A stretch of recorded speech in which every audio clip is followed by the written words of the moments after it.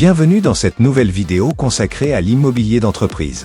Après avoir exploré les fondamentaux et les acteurs de ce marché, nous allons aujourd'hui nous intéresser de plus près aux investisseurs. Commençons par les investisseurs institutionnels, ces géants de la finance qui gèrent des sommes colossales. Compagnies d'assurance, fonds de pension, mutuelles. Ils sont tous attirés par l'immobilier tertiaire. Pourquoi ? Parce que l'immobilier offre des revenus stables, une diversification et une protection contre l'inflation. Mais attention, chaque type d'investisseur a ses propres attentes. Les compagnies d'assurance, par exemple, recherchent avant tout la sécurité et la stabilité. Elles privilégient les biens de qualité, loués à des locataires solides sur le long terme. Leur objectif ? Générer des revenus réguliers pour faire face à leurs engagements, protéger leur capital et diversifier leurs actifs. Les fonds de pension, eux, investissent pour garantir les retraites futures. Ils recherchent des placements à long terme, capables de générer des revenus stables et de préserver le pouvoir d'achat des pensions. La diversification et la sécurité sont également des critères importants pour ces investisseurs.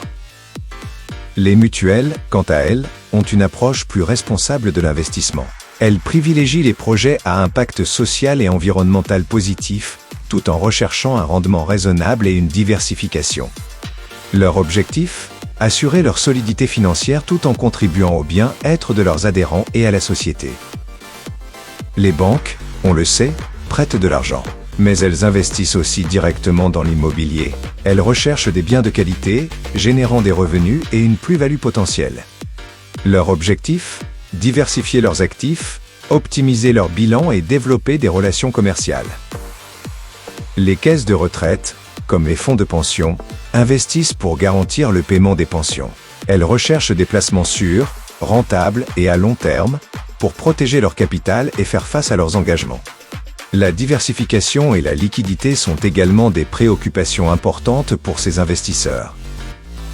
Enfin, n'oublions pas les fonds souverains, ces investisseurs hors normes qui gèrent les richesses des États. Leurs objectifs ? Diversification, rendement, mais aussi impact économique et social, voire prestige. Ils peuvent s'offrir les plus beaux actifs, les projets les plus ambitieux, pour asseoir la puissance économique de leur pays. Passons maintenant aux fonds d'investissement immobilier. Ces structures collectent l'épargne des investisseurs pour l'investir dans des biens immobiliers. Il en existe plusieurs types. Les fonds non cotés, comme les FPCI et les OPPCI, misent sur la performance et la création de valeur. Ils investissent dans des actifs spécifiques, souvent à long terme, et nécessitent une expertise pointue. Les fonds cotés, comme les SIIC, offrent une liquidité et une transparence accrue. Ils investissent dans des biens diversifiés et distribuent des dividendes réguliers. Les fonds de private equity immobilier, eux, recherchent les rendements élevés. Ils investissent dans des projets à fort potentiel, qu'ils transforment et valorisent grâce à leur expertise.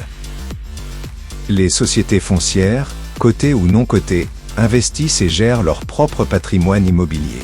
Elles visent un rendement attractif et une croissance à long terme. Les SIIC, cotées en bourse, offrent liquidité et transparence. Elles investissent dans des biens diversifiés et distribuent des dividendes.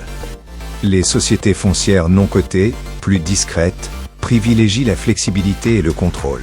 Elles peuvent investir dans des niches spécifiques et mettre en œuvre des stratégies à long terme. Enfin, il existe une multitude d'autres investisseurs, avec des profils et des objectifs variés. Les utilisateurs investisseurs, ou propriétaires occupants, achètent leurs locaux pour maîtriser leur environnement de travail et optimiser leurs coûts. Les family office gèrent le patrimoine de familles fortunées. Ils investissent dans l'immobilier pour diversifier leurs actifs, générer des revenus et préserver le capital sur le long terme. Les investisseurs privés, ce sont des particuliers qui investissent dans l'immobilier pour diversifier leur patrimoine, obtenir des revenus complémentaires et bénéficier d'avantages fiscaux. Le crowdfunding immobilier permet à plusieurs investisseurs de financer ensemble un projet. C'est accessible, transparent et permet de soutenir des projets locaux. Les fonds de dette immobilière prêtent de l'argent aux acteurs de l'immobilier. Ils recherchent des investissements sûrs et rentables, générant des revenus réguliers. Les club deals immobiliers réunissent des investisseurs privés pour acquérir et gérer ensemble un bien. Ils recherchent des opportunités exclusives, une rentabilité élevée et une implication directe. Vous l'avez compris, le monde des investisseurs en immobilier d'entreprise est riche et varié. Chacun a ses propres motivations, ses propres objectifs et ses propres stratégies. Merci d'avoir suivi cette vidéo. N'hésitez pas à la commenter, à la partager et à vous abonner à notre chaîne pour plus de contenu sur l'immobilier et l'investissement.